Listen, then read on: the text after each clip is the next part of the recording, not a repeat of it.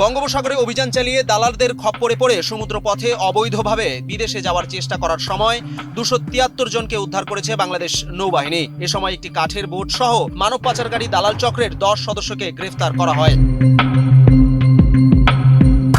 নৌবাহিনীর সূত্র জানায়, গোপন সংবাদের ভিত্তিতে 3 জানুয়ারি শনিবার দিবাগত রাতে সেন্ট মার্টিন দ্বীপ সংলগ্ন সমুদ্র এলাকায় অভিযান পরিচালনা করে টহলরত নৌবাহিনীর জাহাজ বা নৌজা স্বাধীনতা সেন্ট মার্টিন দ্বীপ থেকে প্রায় 30 মাইল দক্ষিণ পশ্চিমে একটি কাঠের বোটের সন্দেহজনক গতিবিধি নজরে এলে সেটিকে থামার সংকেত দেওয়া হয়। তবে সংকেত অমান্য করে বোটটি পালানোর চেষ্টা করলে নৌবাহিনী ধাওয়া দিয়ে সেটিকে আটক করে।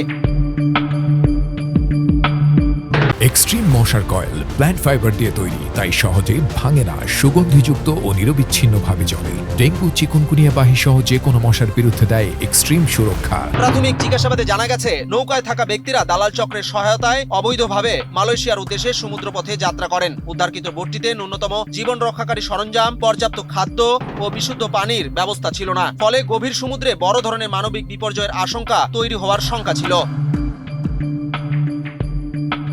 উদ্ধারকৃতদের পরবর্তী আইনানুগ কার্যক্রমের জন্য টেকনাফ থানায় হস্তান্তর করা হয়েছে।